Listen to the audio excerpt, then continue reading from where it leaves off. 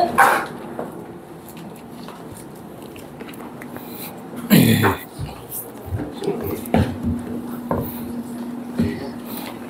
tayo sa ating pag-aaral sa Old Testament at ngayon ay nandito tayo sa Psalm 119 at pinakamahabang chapters sa Bible ang ating binibigyan ngayon ng pag-aaral. Tayo ay nasa Hebrew alphabet ng Pe at Shade.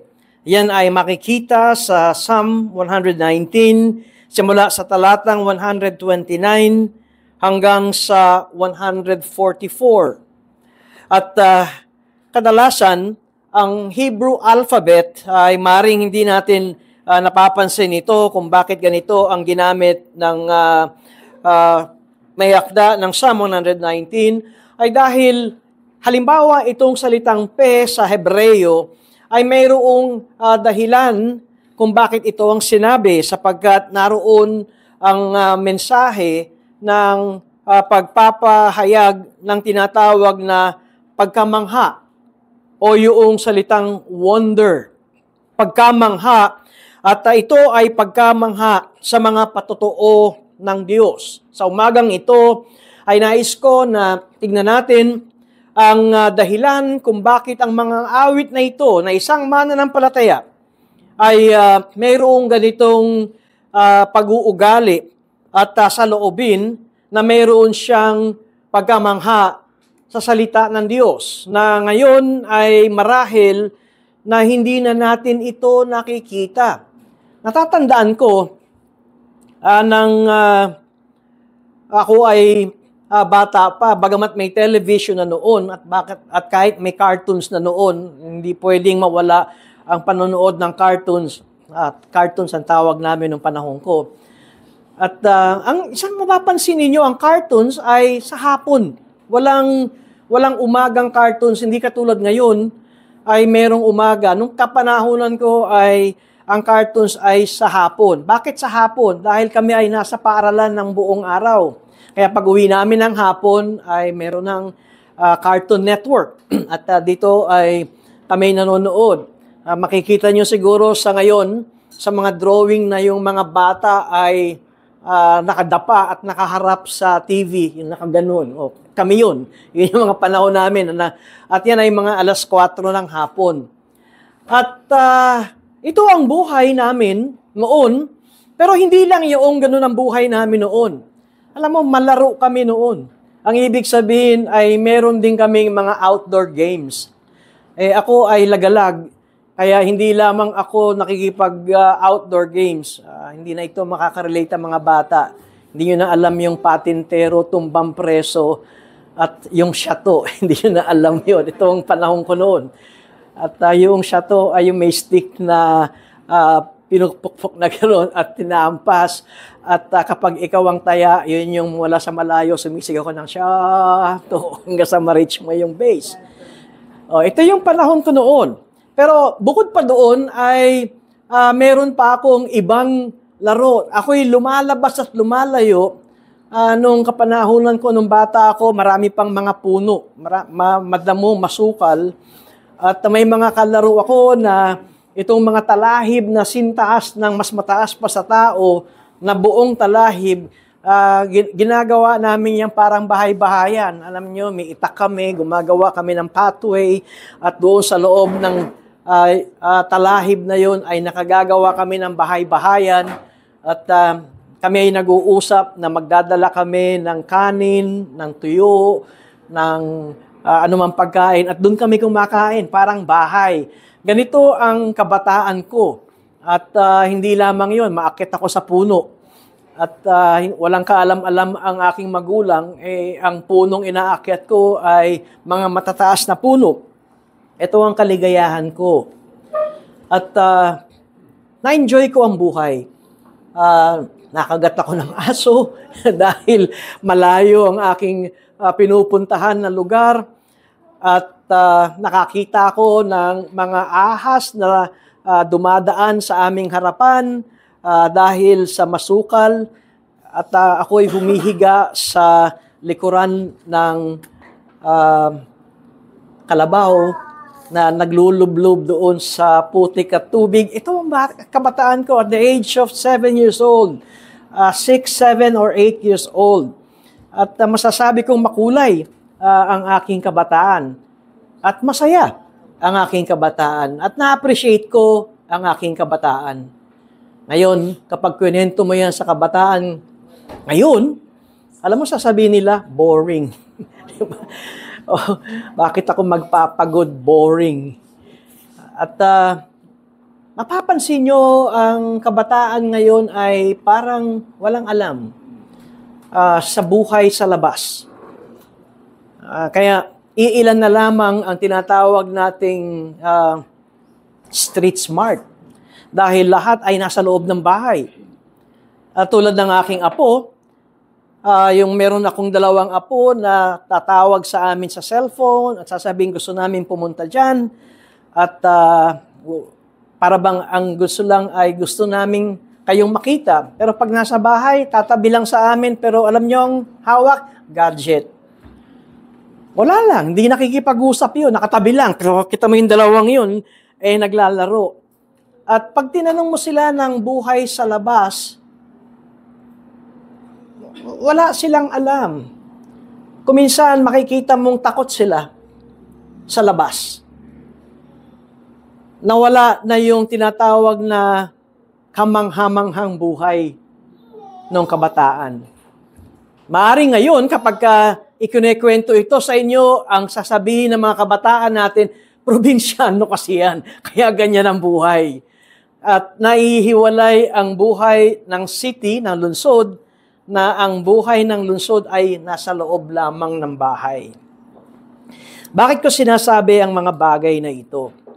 Sapagkat sinimulan ko ito sa buhay ng batang may pagkamangha sa tinatawag nating kalikasan. Ngayon, ilan ba ang mga bata ang na-appreciate ang kalikasan? Wala, ang na-appreciate nila ay ang gadget. At after 3 years ay magmamaktol na yan at gusto na nila ng upgrade ng kanilang gadget dahil meron silang nakita sa classmate nila na mas maganda kaysa sa kanilang gadget. Ito na ang buhay ng kabataan. Nawawala na yung pagkamangha ng tinatawag na ano ba ang buhay sa labas. Maaring sa panahon natin ngayon dahil pumasok ang COVID at nasanay na tayong bumili ng doon sa Lazada, sa Shopee, ano pa ba, sa Temu. Nung araw wala yan. Nung pre-COVID ay hindi naman ganon naglalasada at nagsha-Shopee yung mga tao. Pero nung nakulong ang tao sa bahay, yumaman si Lazada, si Shopee at naglabasan pa ang mga shopping online. At ang daling mapaniwala tayo sa mga shopping online sapagkat halimbawa, kung kayo ay nalalagasan ng buhok, 7 araw lamang ito ay tutubo ang inyong buhok. O kaya, kapag kayo ay maraming puti sa buhok, ito lang ang inyong bibilin, 7 araw ay mababawasan ang inyong puting buhok at yan ay magiging itim. Ang daming tayo makikitang mga instant wonder sa online. At pagkatapos ng 7 weeks o 7 days at 1 buwan na pa rin natubo. Diba? O kaya, pagharap mo sa salamin, hindi naman kumonti yung puti, lalong dumami yung puti. Kaya ano ang sabi natin? Na-scam ako. At bakit ko sinasabi ito, na madali na ngayon, na ang mga instant na mga solusyon sa inyong mga problema ay madali ring mawala. Kasi talagang nakikita ng taong hindi effective. Pero madali silang makabenta dahil ipinakikita sa video, o nga, no, talagang may posibilidad na may pag-asa pa ako kung ako ay mayroong mga ganitong problema. Mapapansin din natin noon, nung panahon ko ay maraming mga tao na mga relihiyoso. Ang aking background ay Roman Catholic religion. Nung panahon ko ay maraming balita na may himala. Alam niyo yung mga himala, yung mga himalang ang birheng rebulto ay umiiyak at lumuluha. Nung panahon, hindi ko alam, 90s ba ito? Doon sa Agoola Union ba yun, yung merong dancing sun. At ang daming pumunta doon at sumasayaw daw ang araw. Maraming mga himala noon. Pero yun napansin nyo, ngayon ay nabawasan ng himala. Bakit kaya nabawasan ng himala? Nang tatandaan ko, ako ay talagang bukas na bukas ang aking mata kapag merong magician sa aking napapanood na ako'y napapahanga, yung nahahati yung katawan. Di ba? Yung merong nahahati at nung ako'y bata talagang, paano yun? Pero nung nagkaroon ng series sa TV, na ipinapakita ng yung mga tricks kung paano ginagawa ito at may salamin, ang mga bata ngayon at lahat tayo ay akala ko, totoo na, yung pala, sleight of hands, nalilin lang lamang tayo. At yung mga lumuluhang rebulto, meron na rin mga expose na meron palang hose sa likod na pinipisil at lumalabas ang tubig o dugo. Lahat yan ay merong expose at lahat yan ay masasabi ko, perhaps even because of technology. Dahil sa napakabilis ng ating teknolohiya ay parang lahat ay may sagot na. Nawawala na yung himala. Tandaan niyo yung palabas ni Nora Honor, walang himala. Wala ng himala. Pero sa Biblia ay marami tayong makikitang himala.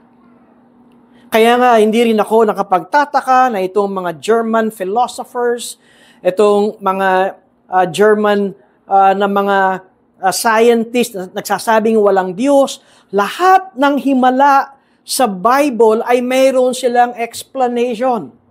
At lagi nilang sinasabing ito ay natural na pangyayari. Hindi ito, this could not be considered na himala o miracle o science and wonder. Ang isang halimbawa ng pagpapaliwanag ng mga German philosophers doon sa nahati ang Red Sea, tumawid ang mga Israelita at ang sabi nila, yan ay himala. Hindi yan himala. Dahil nung tumawid sila, low tide. Kaya nakatawid. Dahil merong parts sa Red Sea na talagang bumababa ang tubig at yan ay nakatatawid sila sa kabila. Well, kung susundan ko ang kanilang paliwanag, ang himala dito ay paano nalunod yung mga Egyptian soldiers ng low tide. Wala nang himala. Wala nang pagkahanga sa himala. And yet, sabi ko nga, the Bible speaks of signs and wonders. Katunayan ng isang pangalan ng ating Panginoong Kristo sa Isaiah chapter 9, tinawag siyang Wonderful Counselor. Kahanga-hanga na tagapagpayo. Sa darating na Psalm 139, ay mababasa natin na sinasabing tayo na mga tao that we are fearfully and wonderfully made at yan ay gawa ng Diyos. Kung maunawaan lamang natin ang mga talatang ito, kung titignan natin ang ating sarili, magkakaroon tayo ng pagpapahalaga at paggalang sa ating sarili dahil napakaingat ng pagkahubog at pagkagawa sa atin. Kadalasan, dahil hindi na nabibigyan ang pagpapahalaga sa salita ng Diyos pag tinanong, ay, ako'y gawa lamang ng tatay at nanay ko. At sila ay nagsiping after 9 months, boom, yan na ako, tao na ako. Samantalang, hindi natin iniisip kung paano tayo naging tao. Kahit mayroong tayo makikitang video nung kung papaano ang isang fetus o papaano nagsimula ang male sperm cell at ang female egg ay nagsama at pagkatapos ay naging tao. Para sa panahon natin ngayon, it's because of science and technology ay parang natural lamang lahat. Pero para ikaw ay maging buhay na tao, nakita ba natin na ito ay isang bagay na makapagbibigay ng pagkamangha sa atin? Sa umagang ito, nais kong talakayin natin at sa aking pangangaral ang awit 119 simula sa talatang 129 hanggang sa 144. Pakinggan natin ang salita ng Diyos.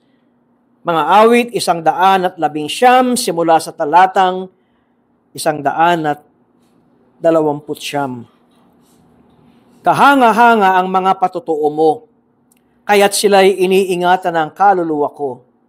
Ang paghahayag ng iyong mga salita ay nagbibigay ng kaliwanagan, nagbibigay ng unawa sa walang karunungan. Binuksan ko ang aking bibig na maluwag at humihingal ako sapagkat ako'y nasasabik sa mga utos mo.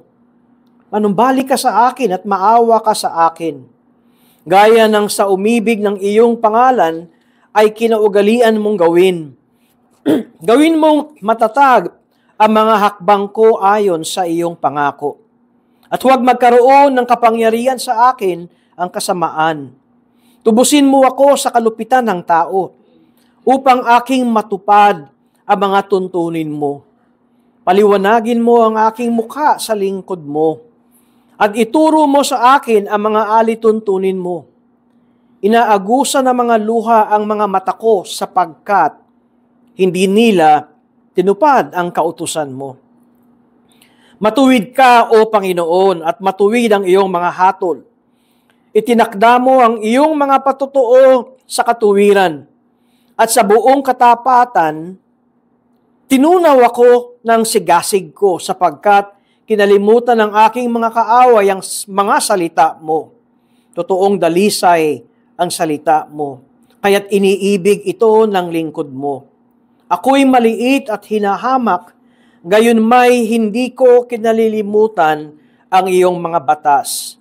Ang katuwiran mo ay walang hanggang katuwiran at ang kautusan mo'y katotohanan. Dumating sa akin ang dalamhati at kabagabagan at ang mga utos mo'y aking kasiyahan. At huling talata, ang mga patutuo mo'y matuwid, magpakailanman.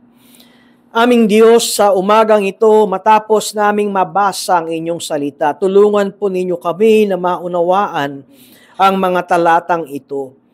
Nawang Espiritu Santo ang siyang magbukas ng aming pong pangunawa, ng aming puso sa mga bagay na ito.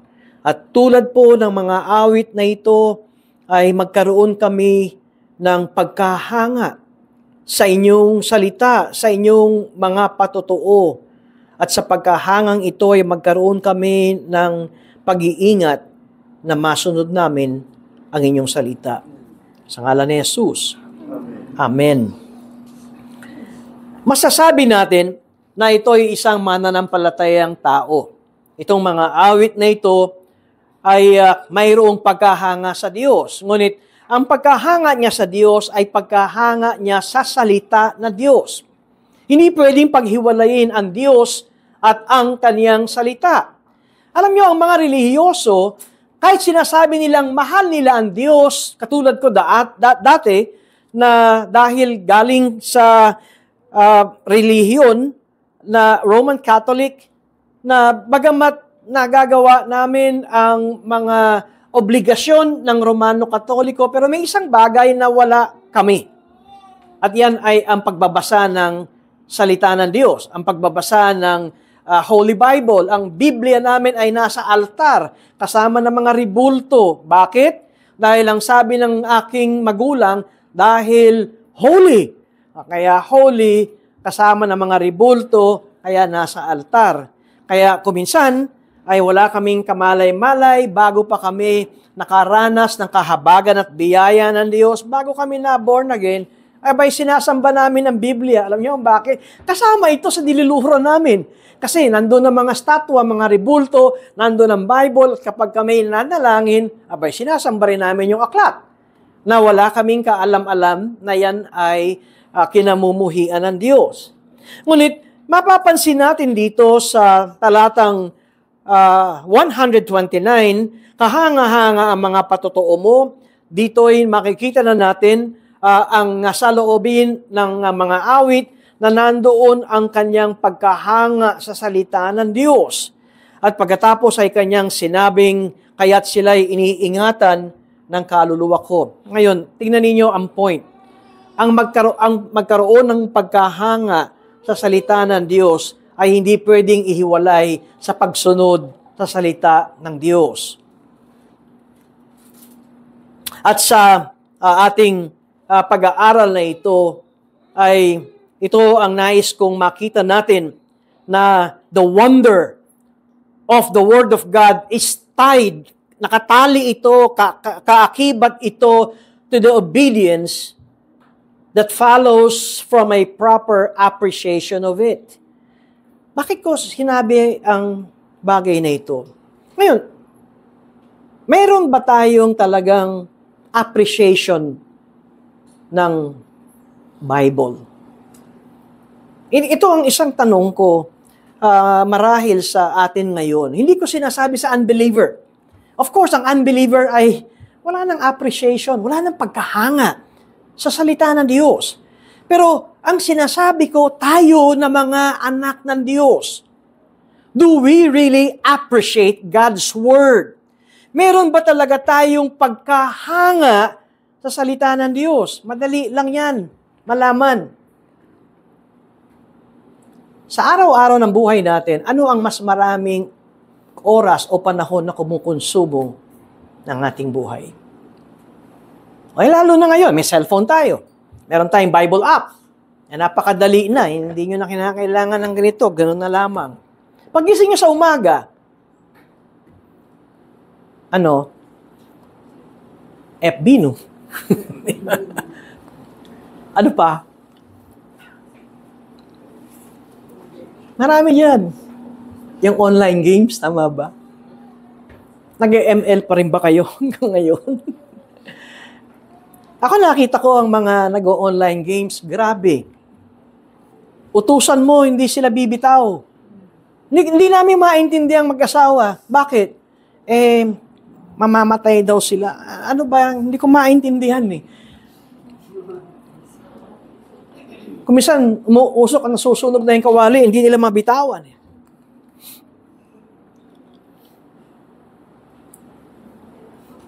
At nakakagulat, yan ay sa mga anak ng Diyos. Ano pa ba? FB, sa mga senior, na para tumakbo ang isip nila, hulaan nyo kung ano, crossword puzzle ba? O ano, yung mabuti naman to kasi nakakapagpatakbo. Pero yung point ko ay Christians tayo. Bakit ko sinasabi mga bagay na ito? Dahil naalala ko minsan ng pangangaral ni Charles Spurgeon, sinasabi niya, no wonder, sabi niya, na napakababa na ng pagsunod ng mga anak ng Diyos sa Diyos dahil napakababa ng pagkamangha ng mga anak ng Diyos sa salita ng Diyos. It all begins sa ating pagkamangha sa Diyos at pagkatapos ang pagkamangha sa Diyos ay ating kinokonekta sa pagkamangha sa Kanyang salita. Tingnan niyo ang verse 129, talatang 129. Kahanga-hanga ang mga patotoo mo. Umpisa pa lamang, ang mga awit na ito ay mayroon ng pagkahanga sa salita ng Diyos.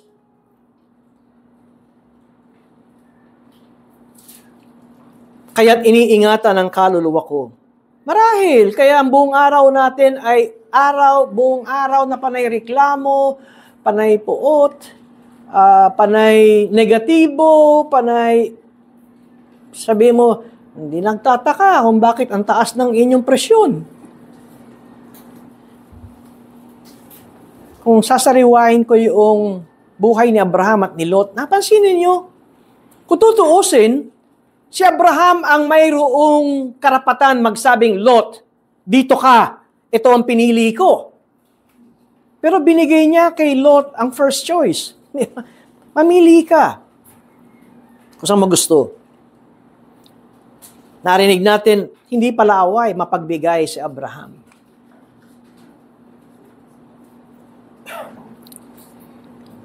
Dahil alam niya, saan man siya pumunta, kaliwa, kanan, diretso, atras, o saan man, ang Diyos sa mga ngalaga sa kanya. Si Lot ang isang taong sigurista. Si Abraham ay ang taong namumuhay sa pananampalataya sa Diyos.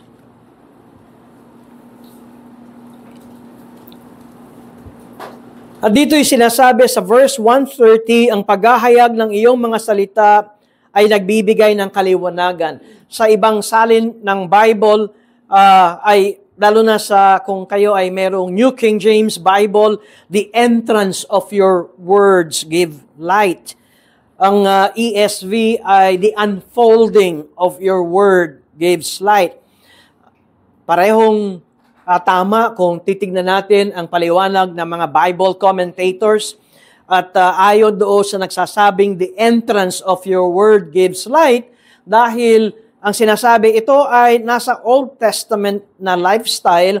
Ang mga Israelita noon ay naglalakbay sa disyerto, sa ilang, at bit nila ang tolda. Ito ang kanilang bahay. Sila ay mga Bedouin. And so kapag binuksan ang trapal ng pintuan ng kanilang tolda, doon papasok ang liwanag. Kaya pag binuksan mo ang pintuan ng tolda mo, ay papasok ang liwanag ng araw sa iyong loob ng tolda. Si Martin Luther, ang sabi niya, it is the revelation of the Word of God that gives light. It is the unfolding of the Word of God that gives light. Pero mayroong karugtong dito, nagbibigay ng unawa sa walang karunungan. Sa English Bible, it gives understanding to the simple. Nagbibigay ng unawa, hindi sa mangmang, pero ito'y nagbibigay ng kaunawaan sa ating Tagalog na walang karunungan. Ngayon, ano ang gusto kong maihambing dito sa mga pangyayaring ito? Fast forward tayo sa New Testament. Matandaan niyo yung dalawang alagad ng Panginoon, yung sa Luke 24, na mayroon dalawang alagad na papunta sa Emmaus at sila ay malungkot. At bakit sila malungkot? At pagkatapos ay biglang mayroong isang lalaki na kanilang nakita at sinamahan silang paglalakad. Di nila nakilala na siya si Jesus na nabuhay na muli. Ngayon, itong dalawang ito, ang nabanggit na isa ay si Cleophas. Sino kaya yung isa? Well, ang sabi ng mga Bible commentators, maaaring ito ay ang kanyang asawa na si Mary. Sila ay parehong disciples ng Panginoong Jesucristo. Pero ano ang dahilan ng pag-uusap nila ng Panginoon? Ano yung saloobin? Ano yung damdamin nitong two disciples na ito? Malungkot sila. Bakit sila malungkot? Nagtanong ang Panginoong Yesus, ano ba itong pinag-uusapan niyo? Mukhang malakas ang boses ng dalawa. Mukhang nagdedebate ba ito? O talaga bang mayroong positibo at negatibong usapan? Pero ano ang talagang pangyayari? Nagtanong ang Panginoong Yesus, bakit? Ano ba ang inyong pinag-uusapan? Sagot ng dalawang alagad na ito, patungkol kay Jesus. Siya ay isang propeta. Ang mga nagagawa niya ay hindi nagagawa ng mga religious leaders at siya ay hinatulan ng kamatayan, napako sa krus at namatay. At pagkatapos ay kanilang sinabi na mayroong usap-usapan na may mga alagad si Jesus na nung pumunta sa libingan, wala na yung kanyang bangkay. Nawawala ang kanyang bangkay. At ang usap-usapan ay itong mga alagad ng Panginoon at kasama rito ang mga kababaihan, marahil kasama rin ito ni Mary na asawa ni Cleophas, na nakakita sila ng anghel sa libingan ng Panginoon. Ngayon, ito ang gusto kong sariwain natin sa Luke 24. Bakit sila bumabalik sa Emmaus ng malungkot? Kahit alam na nila ang balita, wala na yung bangkay ni Jesus. At may nakakitang anghel ang ating ibang mga kasama. Sa halip na sila ay pumunta sa libingan, at sa halip na sila ay makipagkwentuhan at lalo pang alamin ang pangyayari, ang dalawang ito ay pumupunta sa Emmaus na malungkot. Bakit? Because they did not believe in the resurrection of the dead. Maaaring di natin nakikita ito. Para bang ito'y isang katatawa o isang bagay na hindi kapanipaniwala. Dahil hindi natin nakita na nagkaroon sila ng interes na alamin sa mga saksi na wala yung bangkay ng Panginoon. They had no understanding about Jesus' death and resurrection. Pero tinawag silang mga alagad ng Panginoon. Sumusunod sila sa 3 taon marahil ng ministeryo ng Panginoong Jesus. Pero nung namatay si Jesus para sa kanila, tapos na. Wala nang pag-asa. Ibang kwento na naman. Kaya itong sinabi ng Panginoong Jesus sa Luke 24 verse 25, at sinabi ni Jesus sa kanila, "O napakahangal naman ninyo at napakakupad ang mga puso ng pagsampalataya sa lahat ng ipinahayag ng mga propeta. Hindi ba kinakailangan ang Kristo ay magdusa ng mga bagay na ito at pagkatapos ay pumasok sa kanyang kaluwalhatian? At magmula kay Moises at sa mga propeta ay ipinaliwanag niya sa kanila ang mga bagay tungkol sa kanya sa lahat ng kasulatan." Okay. Nagsimulang ituro ng Panginoong Yesus ang mga dapat na mangyari. Una, kung gusto nating tignan itong pangyayaring ito, kung babalikan natin, sasariwain natin yung verse 129, verse 130, ang pagpasok o ang paglalahad or the unfolding of your word gives understanding. Ang unang ginawa ng Panginoong Yesus ay binuksan niya, pinaliwanag niya ang mangyayari sa Mesiyas, sa Kristo. And so there is an interpretation or explanation nitong sinasabi ng mga Old Testament prophets. At pagkatapos, ang sabi sa verse 31, Luke 24, nabuksan ang kanilang mga mata. Siya'y nakilala nila. At pagkatapos, siya'y nawala sa kanilang mga paningin. Pumasok ang salita ng Diyos, na ipaliwanag sa kanilang salita ng Diyos, at ang ikalaw ay nabuksan ang kanilang mga mata. At kung lumundag tayo sa verse 45, at binuksan niya ang kanilang mga pag-iisip upang maunawaan nila ang mga kasulatan.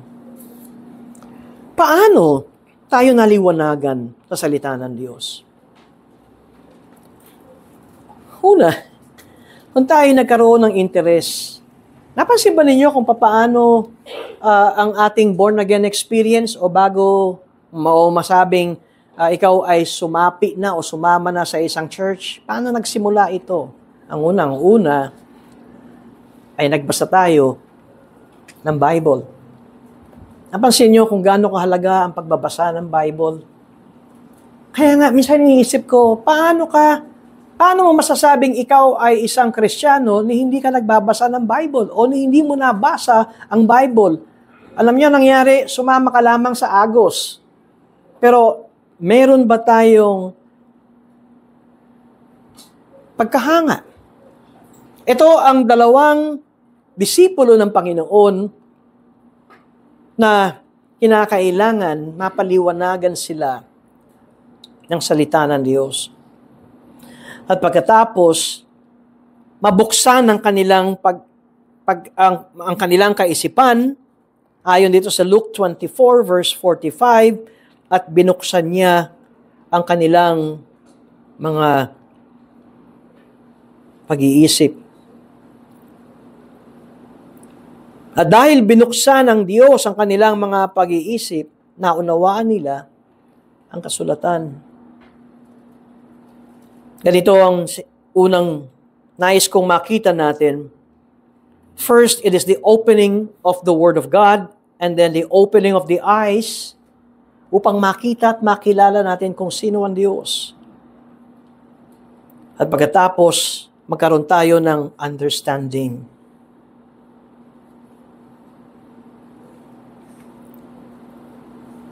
Ngunit hindi natatapos doon. Dahil sinabi ko nga, ang biblical understanding ay kaakibat nito o ito'y nakatali sa pagsunod sa salita ng Diyos.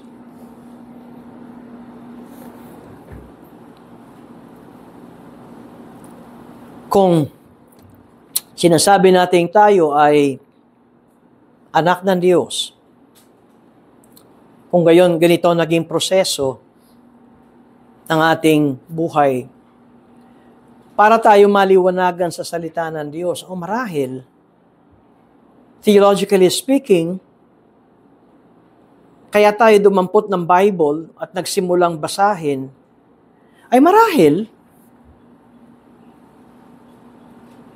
kumilos ng Espiritu Santo sa buhay natin. Marahil, na born again ka na. Alam niyo kung bakit? Hindi natin ginagawa dati yun. Kaya, tatanungin ko kayo, meron ba kayong ganitong desire na magbasa ng Bible? Ngayon, pag sinabi niyong, Pastor, bulag na ako eh. Kapatid, merong Bible app, merong kasamang audio. Alam niyo yun? Kung konting basa lang ay nahihilo na kayo o talagang sumasakit na ang ulo nyo, buksan nyo yung speaker doon sa Bible app, pakinggan nyo. At minsan, pati pronunciation, makokorek pa tayo. Kung Tagalog o English ito. Kaya itong tanong ko, meron ba kayong panahon o pagpapahalaga sa Bible reading? Kasi kung wala, simula dati, hindi ganito ang nakita nating direksyon at hakbang ng isang tao na may pagkahanga sa salita ng Diyos. Kahanga-hanga, kung babalik tayo sa Psalm 119, verse 129, kahanga-hanga ang mga patotoo mo. Unang-una ay nagkaroon na siya ng pagkahanga sa Word of God. Pangalawa ay makita nating iniingatan na niya sa kanyang puso ang salita ng Diyos. Pangatlo, lalo siyang nabibigyan ng kaliwanagan. Nagulat ako nung ako'y bagong mananampalataya. Dahil nabibigyan ako ng pagkakataong makapagpaliwanag, bagong mananampalataya, 3 months old, born again, mga ganun. Nabibigyan ako ng pagkakataong palitan ng pagkakaunawa sa Bible sa mga nakikita kong napaka-intelihenteng mga tao. Talagang pagdating sa secular knowledge at secular experience, matataas sila. Pero nagugulat ako, wala silang alam sa Bible. Alam mo, nagugulat ako. Sa kanilang usapan, ay narinig ko si Plato, si Aristotle, at madalas kapag sila ay nagbibiruan at ang quotations nila ay si Shakespeare. Ito ang mga kasama ng aking tatay. Ito yung mga Mason Brotherhood. Matatalino mga tao. Dahil ako yung driver lang ng aking ama, kaya madalas ako yung nakakasama nila. Kaya ang lalalim naman ng mga pinag-uusapan nito. Never heard. At bigla nila akong tatanungin, oh, balita ko, born again ka na. Paliwanag mo nga sa amin ito. Sa 3 buwan na ako'y nagbasa ng Bible, itong mga taong ito ay di makasunod. Para bang sa kanila ay nagsasalita ako ng Griego, foreign language sa kanila. Bakit? Dahil ang Diyos, ang siyang gumagawa at kumikilos para tayo magkaroon ng desire sa Word of God. Okay, ba't ko sinabi ito? Born again. Pinanganak na muli, so second birth. At kung gagamitin natin ang terminong ikaw ay pinanganak, ano ang unang-unang hinahanap ng isang sanggol? Gatas ng ina. Nakita niyo kung gaano kapulang-pula ang mukha ng sanggol kapag inaawat ng ina ang kanyang gatas. At pagkatapos ay kitang-kita niyo ba kung gaano kauhaw at pananabik ang sanggol kapag siya ay binigyan na ng ina ng kanyang gatas? At kung minsan makita niyo talagang akala niyo yung isang asong tumakbo ng pagkalayo-layong walang tubig at nung mayroon ng tubig ay nandun yung talagang parang hindi na nga humihinga yung bata. Diba? Kaya nating makita ito sa natural na mga pangyayari.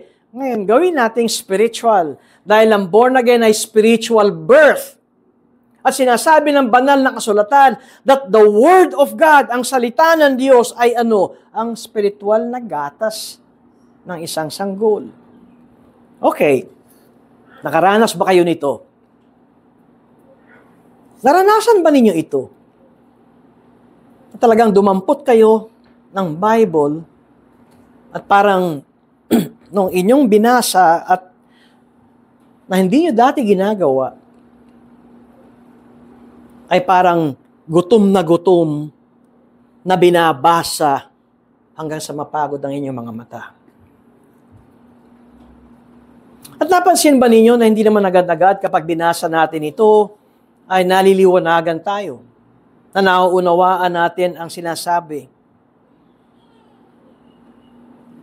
Ngunit, ang patuloy na pagbabasa ng salita ng Diyos, dito sa verse 130, verse 109, chapter 119, ang pagpapahayag ng iyong salita ay nagbibigay ng kaliwanagan sa mga walang unawa. Ang totoo, ganito nagsisimula ang mga anak ng Diyos. Mga sanggol na patuloy na nananabik sa spiritual na dalisay ng salita ng Diyos, na spiritual milk. At habang patuloy natin itong binabasa,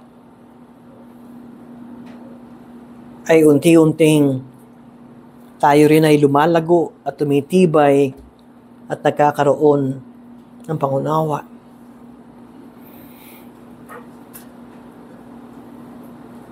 Makikita natin sa verse 131, binuksan ko ang aking bibig ng maluwag at humihingal ako sapagkat ako'y nasasabik sa mga utos mo.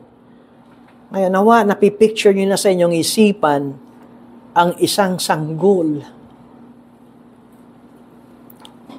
na sabik sa gatas ng kanyang ina. Makaka-relate kayo rito kung kayo yung mga working mothers at meron kayong sanggol sa bahay. Na mainit ang ulo ng sanggol dahil kahit na mayroon siyang, anong tawag dito, formula milk, ang gusto pa rin niya ay yung mother's milk. Nung panahon namin, wala pa nun yung pinapump yung mother's milk, yung may machine, ilagay mo sa freezer, diba, para ma-preserve, at Pag gutom na yung sanggol o yung bata, yun ang ibibigay mo. Kaya nangyayari ay formula milk. Maraming mga bata lumaki sa formula milk dahil si mama ay working mama. Pero mapapansin ninyo na pagdating ng ina sa tahanan, yung sanggol ay talagang sabik na sabik sa mother's milk. Binuksan ko ang aking bibig, sabi sa verse 131, na maluwag at humihingal ako. Na-imagine niyo na kung bakit mayroon siyang pagkamangha, meron siyang pagkauhaw, at meron siyang pananabik sa salita ng Diyos.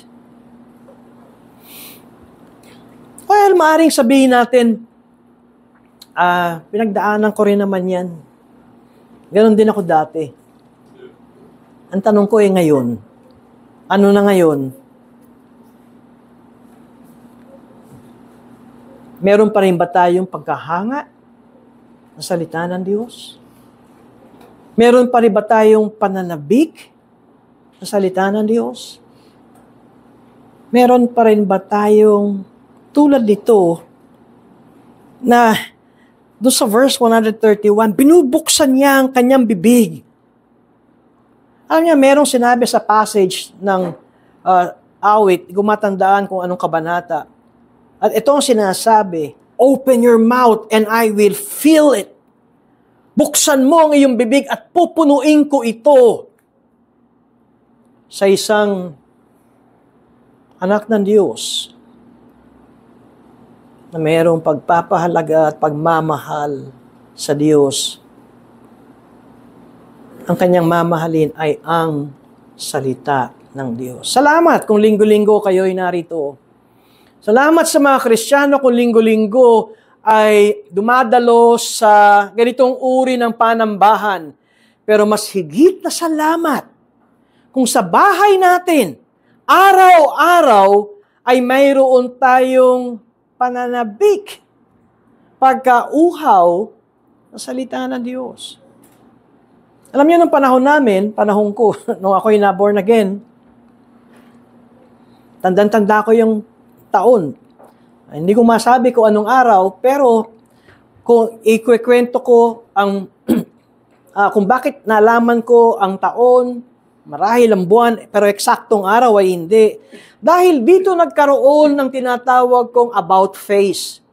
Yung tinatawag na 180 degrees turn. May pagbabago.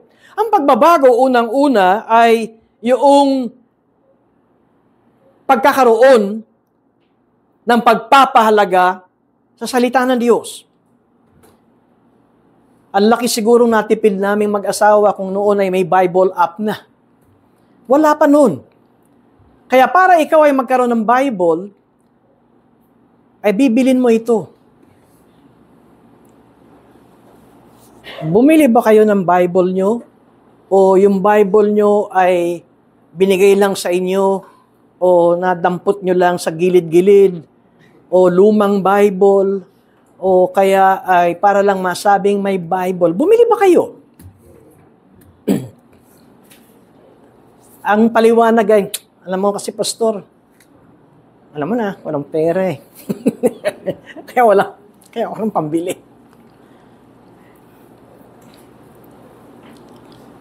Ang totoo, ang unang Bible ko ay yung Bible sa tabi-tabi.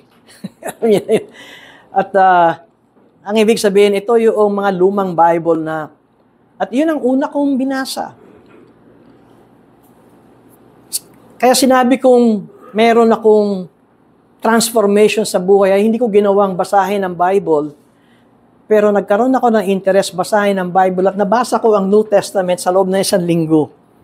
Kahit na tumatakbo ang biyahe, nagbabasa ako for 1 week. Kaya nga, yung nagtuturo sa akin, ay nagulat siya nung sinabi kong nabasa ko ng New Testament. Ha?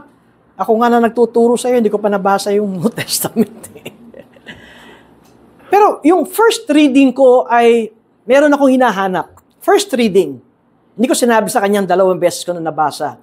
Yung first reading ko from Matthew to Revelation, ay ang hinahanap ko ay yung lagi ko napapanood pag mahal na araw. Yung The Passion of Christ, yung naglalakad siya patungo sa Kalbaryo, sa Calvary, may babaeng dinampian siya ng tuwalya at pagkatapos ay naging 3 yung mukha. Alam niyo yun? Yung naging 3 yung mukha, hindi ko alam kung napanood niyo yun. Hinanap ko talaga yun sa New Testament. At yung unang-una kong New Testament sa tabi-tabi ay merong imprimatur ng pare, ng arsobispo. Kaya yan ay Catholic Bible. Wala. Yung 3 mukha ng Panginoon, si Veronica ata yun sa tradition Yung 3 mukha ng Panginoon. Bakit wala?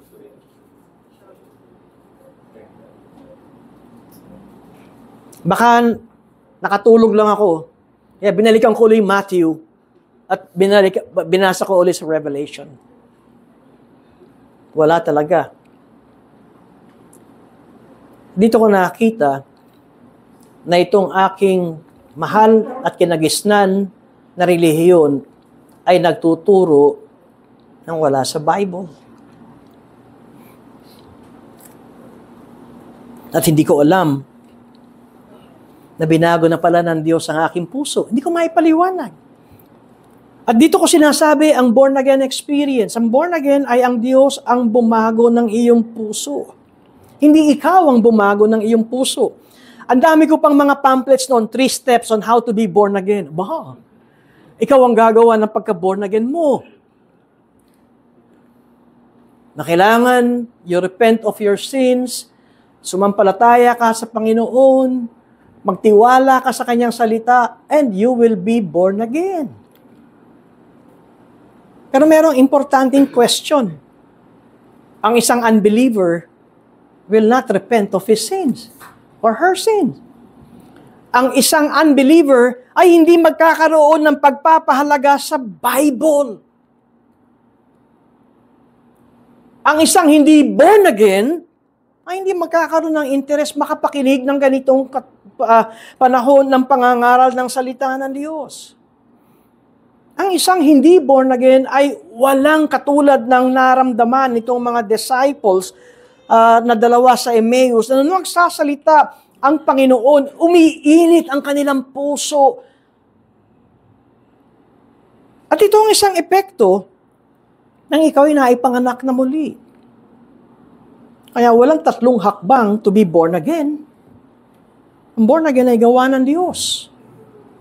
Ang born again ay binago ng Diyos ang puso mong matigas at ginawang pusong malambot. Dahil ang pusong malambot ay maari ng mahubog at ang huhubog ay ang salita ng Diyos.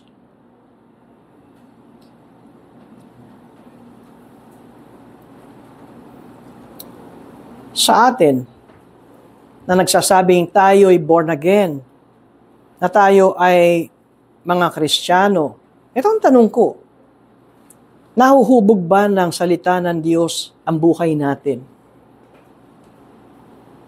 Ang ibig kong sabihin, kapag tayo nagbabasa ng Kanyang salita, sinasabi ba nating, Amen, at ako'y susunod? O, hindi, iba lang ang intindi mo dyan.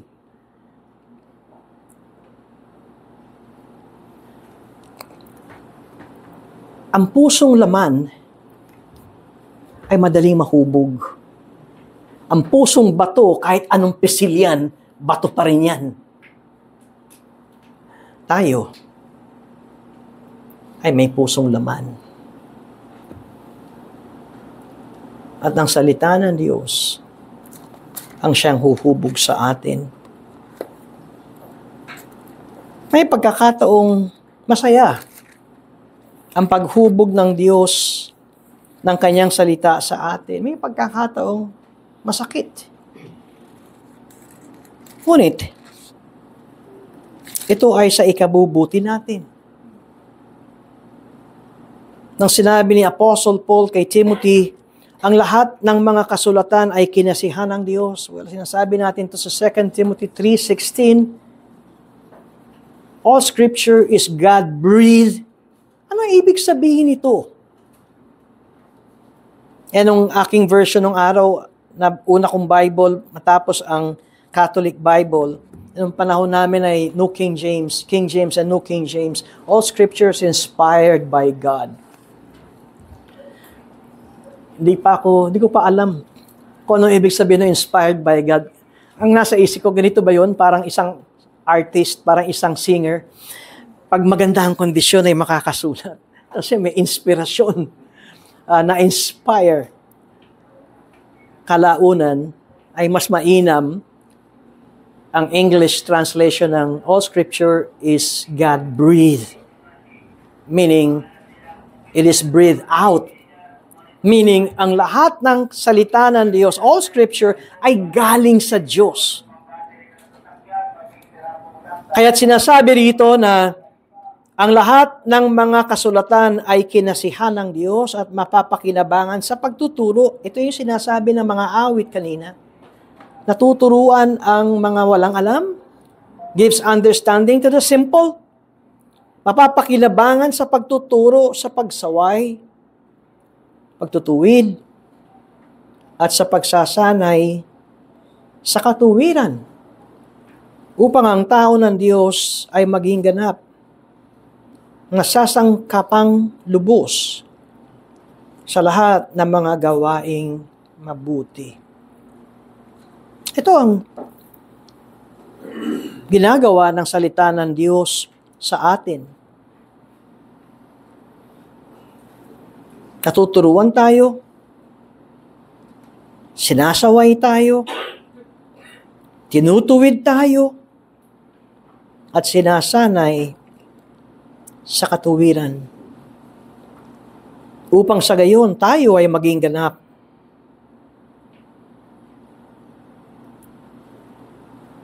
At ang pamumuhay natin ay makitaan ng gawang mabuti.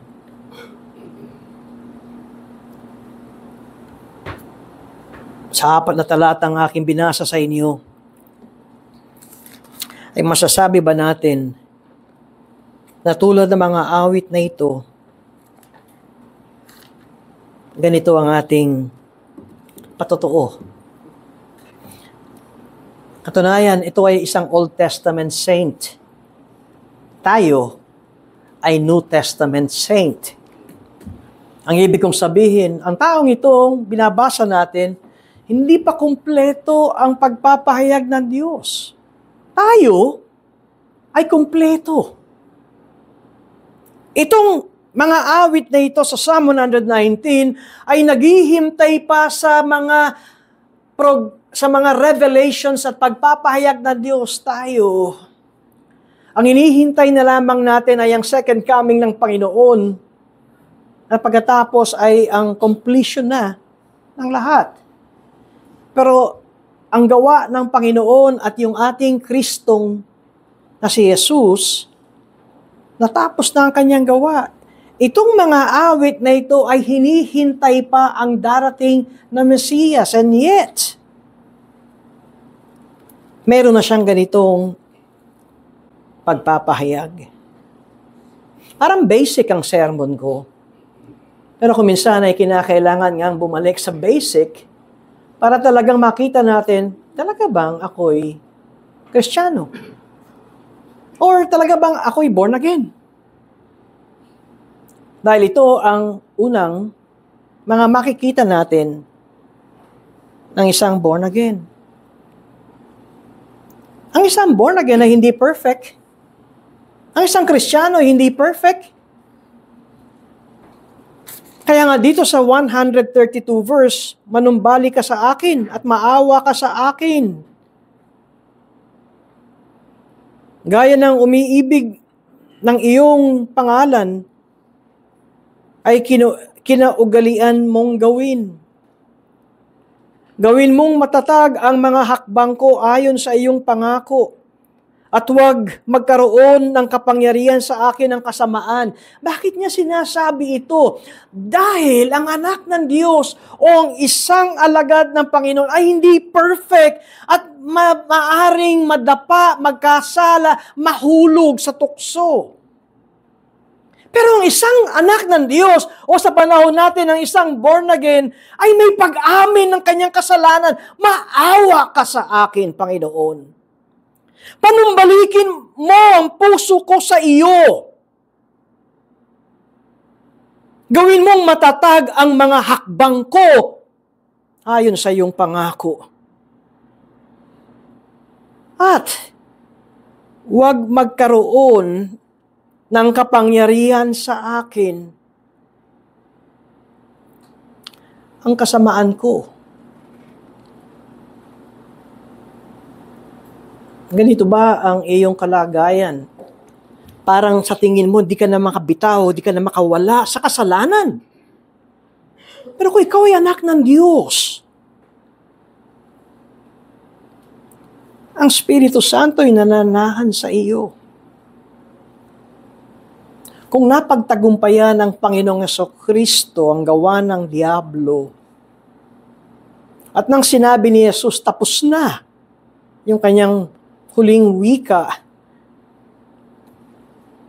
ang kapangyarihan ng diablo ay tapos na sa buhay ng kanyang mga anak. Ngunit habang hinihintay natin ang pagbabalik na muli ng Panginoon, ay mayroon pa rin tayong pakikipaglaban. Kaya ito ang advice ni Apostle Paul kay Timothy, fight the good fight of faith. Meron tayong pakikipaglaban hanggat narito tayo sa mundong ito. At papaano natin mapagtatagumpayan ang kasalanan? Paano tayo makakaahon kung para bang ayaw kang bitawan ng kasalanan? Alam niyo, may mga ganito, ayaw kang bitawan ng kasalanan. Kahit agree ka dito, pero mukhang wala kang powers na para bang sabihin mo, tanggal ang chains. Paano natin gagawin ito? Kaya may akda ng Hebreo, look to Jesus, tumingin ka kay Jesus, who is the author and the finisher of the faith. Ang tagumpay ay hindi na sa atin. Alam niyo, ang tagumpay ay na kay Jesus. Ang tagumpay ay hindi yung laging, kaya ko to, alam ko ito. Hindi ako nakakalimot sa Kanya. Sadyang mahina tayo. Ngunit ang kamay ng Diyos ang hindi nagbabago. Tayo, marahil nung unang born again natin ay para tayong sabik na sanggol sa gatas ng ina o sabik sa salita ng Diyos. Pero nung lumaki na tayo, para bang nagkaroon na tayo ng self-confidence, kaya ko to. Alam ko pa ang ginagawa ko. Kahit gumagawa ka na ng kasalanan, alam ko pa rin ang ginagawa ko. Alin? Alam kong ginagawa kong ako'y gumagawa ng kasalanan. Yun ang kababaang loob ng isang anak ng Diyos. Kaya't naroon ang kanyang dalangin, manumbalik ka sa akin, maawa ka sa akin, gawin mong matatag ang mga hakbang ko ayon sa iyong pangako. At huwag magkaroon ng kapangyarihan sa akin ang kasamaan. Ang born again ay hindi perfectionist. Hindi natin